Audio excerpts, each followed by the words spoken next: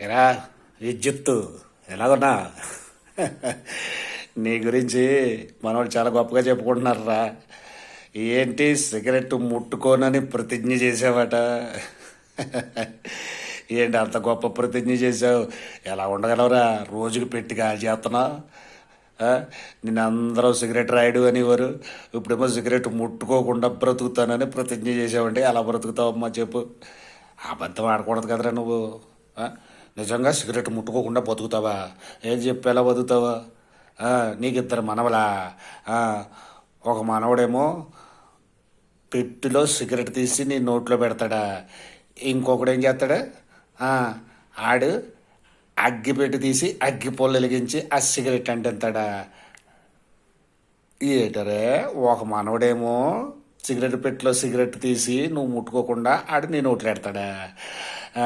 ఏటమ్మా, ఇంకొకడు ఉన్నాడు, ఆడేమో అగ్గి పెట్టి నువ్వు ముట్టుకోకుండా అగ్గి పెట్టి తీసి వెలిగించి నీ సిగరెట్ వెలిగిస్తాడా? అప్పుడు నువ్వు సిగరెట్ కాలుస్తావా? అలా రోజుకి 2 పెట్లు కాల్చేస్తావు మొత్తం ముట్టుకోకుండా. సిగరెట్ ముట్టుకోను ఈరోజు మొదలు అంటే అదే అర్థం. ఒక పెట్టి కాల్చింది 2 పెట్లు కాల్చొచ్చా ఈసారి?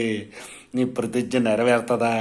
ఓ అమ్మో, ఒరే నువ్వు పరమానందవురా బాబు, మహా గొప్ప గొప్ప గొప్పోడివిరా బాబు. నీ దగ్గర చాలా ఉన్నాయని వాడు ఇలాంటివి నేర్చుకుంటానమ్మా. ఒకసారి తీరుబడిగా ఫోన్ చేస్తానులే. అంటే సిగరెట్ ముట్టుకోవన్నమాట, కానీ సిగరెట్లు కాలుతావు అన్నమాట. శబాష్ రా, శబాష్ శబాష్ శబాష్ శబాష్ శబాష్. అంతకన్నా నాకు అన్నం రాదురా బాబు, పెట్టే. అయ్యో, ఇలా టోళ్ళు ఉంటారు మరి. అవన్నీ మనం నేర్చుకుంటేనే బతకగలం.